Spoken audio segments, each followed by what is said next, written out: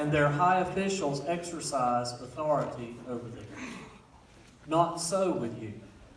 Instead, whoever wants to become great among you must be your servant, and whoever wants to be first must be your slave. Just as the Son of Man did not come to be served, but to serve, and to give his life as a ransom for many. And from John chapter 13. When he had finished washing their feet, he put on his clothes and returned to his place. Do you understand what I have done for you? He asked them. You call me teacher and Lord, and rightly so, for that is what I am. Now that I, your Lord and teacher, have washed your feet, you also should wash one another's feet. I have set you an example that you should do as I have done for you. Very truly I tell you, no servant is greater than his master, nor is a messenger greater than the one who sent him.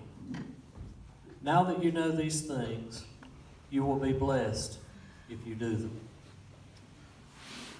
In each case, Jesus was instructing his disciples. And in each case, Jesus took the opportunity to show them the manner of life that he expected that they would live in honor of him and in order to spread his message. And in both cases, it comes down to this. We are to be servants. Our mind is to be like the mind of Christ, who humbled himself and gave up his life, and gave up his desires and wishes, and his luxury, and his preferences, that he might be with us, and show us his love through many, many ways, including kneeling down at dirty feet and washing them. And that's a very appropriate example for us all as Christians. And it's a very appropriate example for us who are ordained to the gospel ministry and ordained to the role of deacon. I'd like to ask Randy if he would come and just stand right here in the center and face the congregation.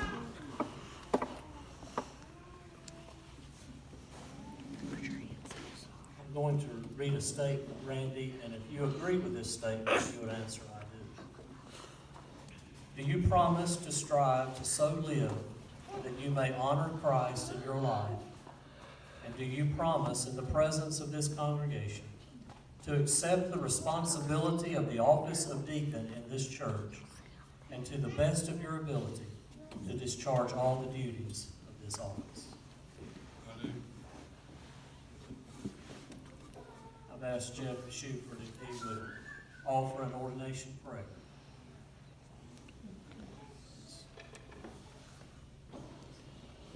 Jeff, he's probably on the way.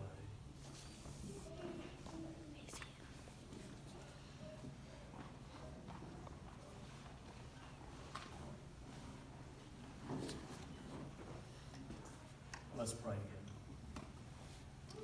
God, we want to thank you so much for Randy, who is set apart today by this congregation, who has witnessed in his life that you have a calling upon him, that you have, in fact, set him apart.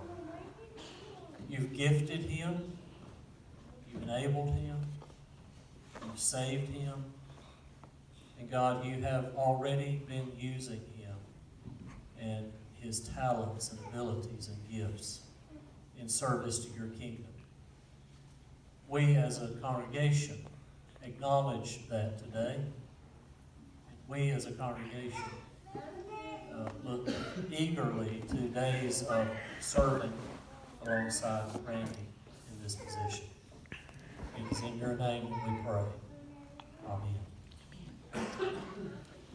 Randy, I'm going to ask that you kneel, and then I'm going to ask that all ordained folks in the congregation tonight line up over on this side and come by and offer words of blessing to Randy.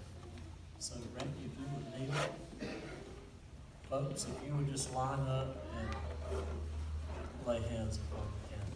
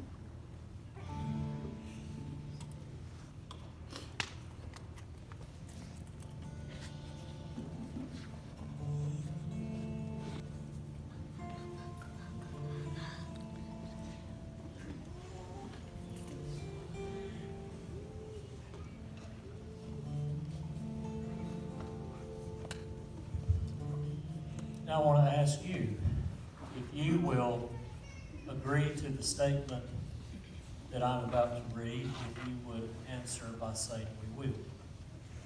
Do you, members of this congregation, acknowledge this man as a deacon of the church?